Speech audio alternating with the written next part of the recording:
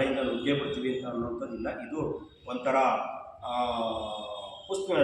ವಿದ್ಯಾರ್ಥಿಗಳಿದ್ದಾಗ ನಾವೆಲ್ಲರೂ ಕೂಡ ಈ ಒಂದು ಸಂಸ್ಥೆಗೆ ಸೇರಿಸಿದಾಗ, ಈ ಹೋರಾಟಕ್ಕೆ ಇಳಿದಾಗ ಪ್ರತಿ ಹಂತದಲ್ಲೂ ಕೂಡ, ಪ್ರತಿ ವರ್ಷದಲ್ಲೂ ಕೂಡ ಕಾನೂನು ವೈವಿಧ್ಯಮಯವಾಗಿ ಬದಲಾವಣೆಗಳಾಗ್ತಾ ಇರ್ತವೆ, ಸುತ್ತೋಲೆಗಳು ಹಲವಾರು ರೀತಿಯಲ್ಲಿ ಬರ್ತಾ ಇರ್ತವೆ.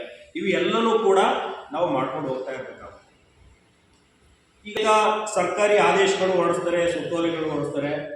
ಯಾವ ಸುತ್ತೋಲೆಗಳು ಕೂಡ ಕೆಲಸಗಳು ಮಾಡ್ತಿಲ್ಲ, ಯಾವ ಸರ್ಕಾರಿ ಆದೇಶಗಳು ಕೂಡ ಕೆಲಸ ಮಾಡ್ತಿಲ್ಲ.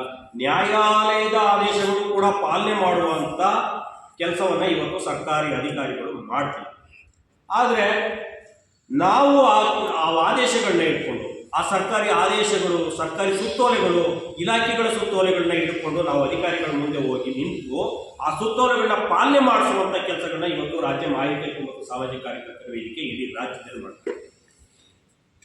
ನಮ್ಮ ದೇಶನೇ ಪಾಲಿಸಿ, ಸರ್ಕಾರಿ ಆದೇಶ ಪಾಲಿಸಿ, ಇಲಾಖೆ ಸುತ್ತೋಲೆ ಪಾಲಿಸಿ, ತೊಲಗಿಸಿ ಭ್ರಷ್ಟಾಚಾರ ತೊಲಗಿಸಿ, ನಮ್ಮ ಘೋಷಣೆ ವಾಕ್ಯಗಳನ್ನೇ ಇದಾಗಿ ನಾವು ಇಟ್ಕೊಂಡಿದ್ದೀವಿ. ನಾವು ಯಾವ ಸರ್ಕಾರ ಆದೇಶವನ್ನು ಮಾಡುತ್ತೆ ಅದನ್ನು ಪಾಲನೆ ಮಾಡಬೇಕಾಗಿರುವಂಥ ಕಾರ್ಯಾಂಗ ಏನು ಮಾಡ್ತಿದೆ, ಸರ್ಕಾರದ ಇಲಾಖೆಯ ಆದೇಶಗಳನ್ನ ಬುಟ್ಟಿಲೆ ಹಾಕ್ಕೊಂಡು ಅವರು ನನ್ನದೇ ಆದೇಶ, ನಾನೇ ಇಲಾಖೆ, ನಾನೇ ಸರ್ಕಾರಿ, ನಾನೇ ನ್ಯಾಯಾಧೀಶ ಅನ್ನೋ ರೀತಿಯಲ್ಲಿ ಸರ್ಕಾರಿ ಅಧಿಕಾರಿಗಳು ವರ್ತನೆ ಮಾಡ್ತಿರ್ತಕ್ಕಂಥದ್ದನ್ನ ತೊಲಗಿಸ್ಬೇಕಾಗಿದೆ.